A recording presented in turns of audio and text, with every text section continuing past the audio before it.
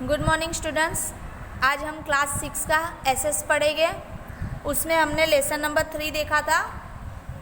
तो lesson number 3 में हमने प्राचीन नगर और ग्रंथ असियंस टू टाउन एंड स्क्रिप्चर, तो उसमें हमने नगर रचना के बारे में देखा था। उनकी जो नगर रचना थी वो किस तरह थी, दरवाजे किस तरह था, फिर उनकी जो गटर रचना थी वो किस तरह बनाई थी वो हमने देखा था। फिर हमने जो हड़प्पा है, फिर धोलावीरा है, उसके बारे में हम लोग देखे थे। तो आज हम लोग लेसन 3 में the economic life in Harappan civilisation, Harappa कालीन की सभ्यता का जो आर्थिक जीवन है वो उसके बारे में आज हम देखेंगे। People of Indus valley civilisation where engage in various economic activities like agriculture, livestock, rearing, trade, silk industry. In agriculture, they produce crops like wheat, barley, peas, sesame, mustard, etc. They use polygons and plow the land. They reared animals like cows, buffalo, goat and bullocks. They were engaged in internal as well as international trade. Historians believe that the cotton clothes produced here used reach Mesopotamia and the Egypt via Mesopotamia. In addition of these people living here were also involved in professions like pottery, metalwork, bread making and sculpture etc. Sindhu घाटी की सभ्यता के लोग हैं वो खेती करते थे, पशुपालन, फिर व्यापार, उनका कौशल्य उद्योग जैसे व्यवसाय वो लोग करते थे। खेती में जो गेहूं है, जौ, मटर, तिल, सरसों, ये सब उनकी वो खेती करते थे। और खेत में जो बोते थे वो उसमें वो लोग हल का उपयोग करते थे। पशुपालन में गाय, भैंस, फिर बकरी, डील वाले बैल, वो लोग वहाँ के लोग जो है वो पालते थे। और वो लोग आंतरिक और अंतर्राष्ट्रीय व्यापार भी है वो करते थे।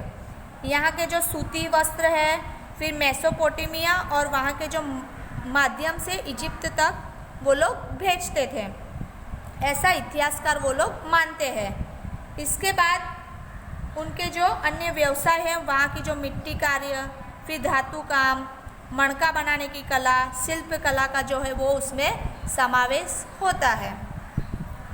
अब हम लोग पढ़ेंगे social life of the Harappa civilisation, Harappa की सभ्यता का जो वो है सामाजिक जीवन के बारे में देखेंगे। The main occupation of the people of Indus valley were agriculture and livestock rearing. People of this time used to have wheat, barley, millet, peas, sesame, date, palms, etc. in their diet due the pastorism, cattle rearing. Their diet consisted of milk and milk products also. A fishing hook has been found in the remnant of his civilization. So their food must have included fish also. Sindhu घाटी की सभ्यता के लोग हैं वो मुख्य व्यवसाय जो है वो कृषि और पशुपालन का था। वो लोग कृषि का खेती भी करते थे और पशु भी पालते थे। और इस समय की जो प्रजा है वो भोजन में क्या लेती थी, तो गेहूँ, जौ, फिर बाजरी, मटर, तिल, खजूर, ये सब वो लोग लेते थे। पशुपालन के कारण उनके जो आहार में था वो दूध, फिर दूध से बनी जो सामग्री है वो उसमें शामिल है। फिर इस सभ्यता के अवशेष में मछली पकड़ने का काटिया वो है वो प्राप्त हुआ, जिसे हम हुक कहते हैं, इसलिए उन्हें आहार में मछली भी उन लोग शामिल करते हैं। We get information regarding attire of the people of that time on the basis of sculpture found from Indus valley civilisation. Men and women here wore two clothes. They wore clothes similarly to dhoti and their waist and the upper part they vapor and short clothes which came down from the shoulder. They mainly use cotton clothes. They were also familiar with woolen clothes, as the needle made of metal and ivory have been found. We can assume that they wore stitched clothes, although most of the people wear unstitched clothes. Sindhu घाटी की सभ्यता से प्राप्त शिल्पों के आधार पर उस समय के लोग हैं वो उनका जो पहनावा है वो हमें पता चलता है। यहाँ की जो स्त्री पुरुष है वो 2 कपड़े पहनते थे। कमर के नीचे का भाग वर्तमान धोती की तरह और ऊपर के भाग जो है बाएं कंधे पर दाहिने हाथ के नीचे उपवस्त्र जो है वो रखते थे। ये लोग सूती कपड़े का प्रयोग भी करते थे। फिर ऊनी कपड़े से वो लोग परिचित भी थे और धातु तथा जो हाथी के दांत है उनसे बनाई हुई प्राप्त सूती के आधार पर वो लोग अनुमान होता था। और ये लोग कपड़े की सिलाई करके पहनते थे। फिर प्राय अधिक लोग जो बिना सिलाई के भी कपड़े वो लोग पहनते थे। People of this time wore ornaments like necklace, ring in finger, hand bracelet were worn by women as well as men. Women wore jewelry like bangles, earring, wrist belt, anklets, etc. These ornaments were made of gold, silver and precious stones. यानी कि इस समय के लोग आभूषणों में गले का हार, हाथ की अंगूठी, फिर कलाई के कड़ा, फिर जो स्त्री पुरुष है वो दोनों पहनते थे। और जो महिला होती थी वो चूड़ियाँ, कान में कुंडल यानी कि बुट्टी, कंदोरा, फिर झांझर वैसे गहने पहनती थी। और ये गहने जो होते थे वो सोने, चांदी और कीमती पत्थरों से बनाए गए होते थे।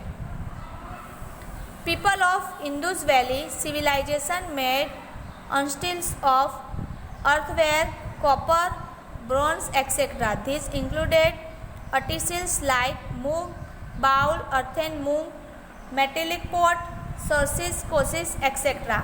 People of Indus Valley civilization made special type of toys for carrying carts, marbles, toys in the shapes of birds, animals, and men and women. In way, creativity and the artistry of these people in experience in these toys.